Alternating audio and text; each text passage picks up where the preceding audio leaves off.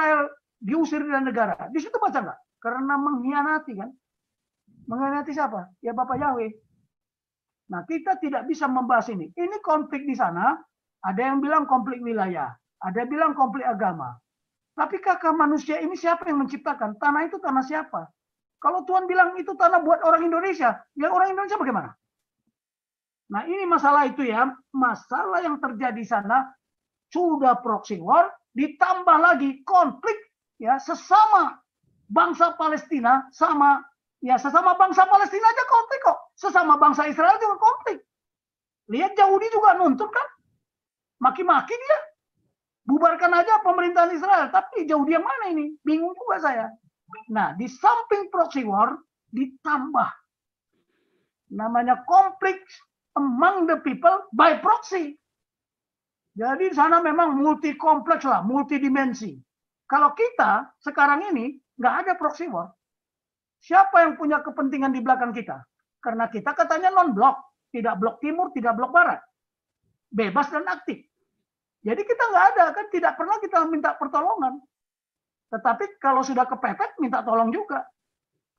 Ya sama dulu. Ya kepentingan kita perang apa? Perang Trikora. Ada kepentingan negara lain di sana, tapi ada kepentingan Rusia juga. Kenapa Rusia memberikan senjatanya semua? Lihat tahun 63, 65, semua senjata tentara nasional Indonesia datangnya dari Rusia.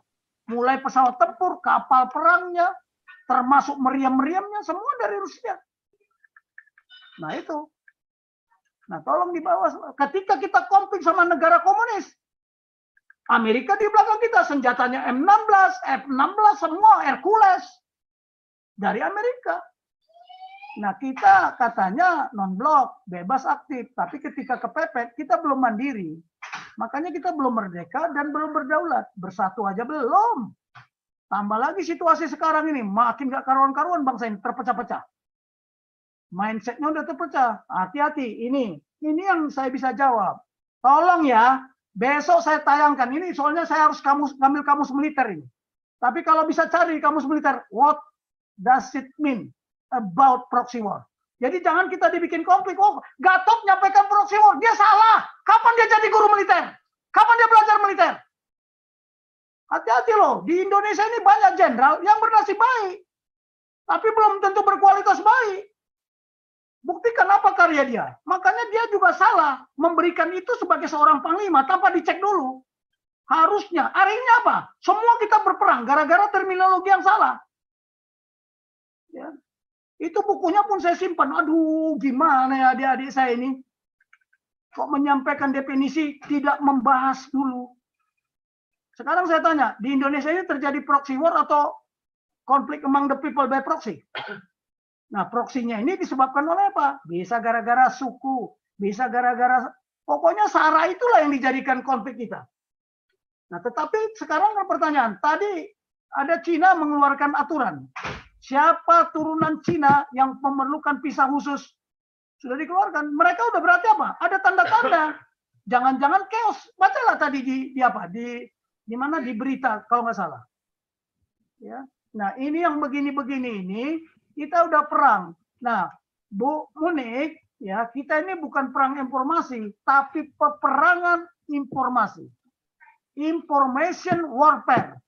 Tolong dibedakan. Information warfare. Kalau perang informasi definisinya, tapi pelaksanaannya information warfare.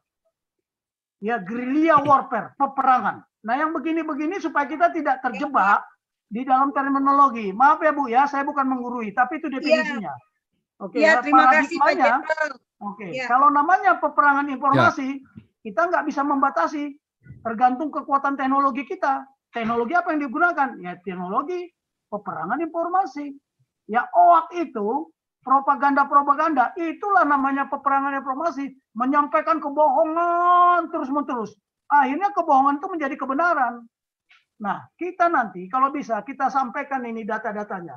Kita boleh minta lah, bukan hanya dari Bu Monik, siapa saja lah, orang Israel, Pak Ramsi kemarin kita kupas semua. Tapi bicaranya kebenaran, jangan OAK. Karena menghadapi OAK harus kebenaran. Makanya kalau ada TV, dia sudah berat sebelah, itu TV harusnya dia yang harus ditutup. Yang namanya public media tidak boleh bohong. Ya, public media tidak boleh bohong. Contoh ini saya beritahu. Ada doktrin public media, ya, humas. Kalau seorang TNI mati umpamanya atau 10 mati lah di Papua, kita nggak boleh bilang 11, nggak boleh bilang 12. Jadi prinsipnya public media itu tidak boleh bohong. Ketika dia bohong sudah sekali lancung ke ujian seumur hidup orang nggak percaya. Itu filosofinya, itu prinsipnya, hukum yang harus ditaati. Tapi kalau peperangan informasi, boleh tipu muslihat boleh. Norman Schwarzkopf kan juga begitu, menipu dia. Ya, pendaratan Normandy, Eisenhower, menipu nggak dia? Kami nanti akan mendarat di sana, padahal dia tidak mendarat di sana. Sama juga, baca aja lah waktu kasus aneksasi Kuwait. Bagaimana Norman Schwarzkopf memimpin pasukannya. Kan dia ditanya wartawan, oh nanti begini. Tahu-tahu dia mendarat tidak di situ. Itu boleh, sudah perang. Karena kalau sudah dinyatakan perang, Anda boleh menggunakan apa saja. Doktrin apa saja. Kecuali, hati-hati, jangan melanggar HAM. Orang yang sudah ditangkap ya jangan disiksa. Perlakukan seperti tawanan perang. Itu ada doktrinnya.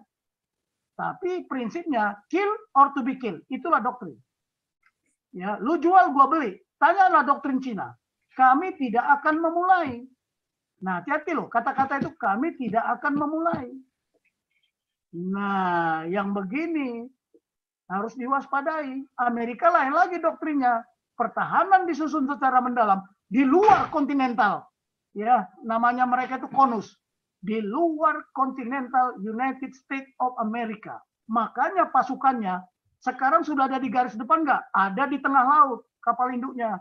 Selalu standby. Ada di Guam, ada di Taiwan, ada di Korea, ada di Okinawa. Dia sudah ada pasukan terdepannya karena Sun Tzu yang mengajarkan, tapi bukan Sun Tzu juga demikian. Siapa yang lebih dulu menguasai garis depan, maka dialah yang akan lebih dulu menang pertempuran. Makanya mereka sudah asik dengan mendeploy semua pasukannya di garis depan. Kalau Indonesia kan defense terus, aktif. Ya, tidak agresor, tidak mau disebut agresor. Itulah kita. Kalau Israel dia nggak peduli ya. Karena doktrin dia beda. Ingat nggak kata Bu Kony? Kalau kami dicubit, kami jadi anjing gila.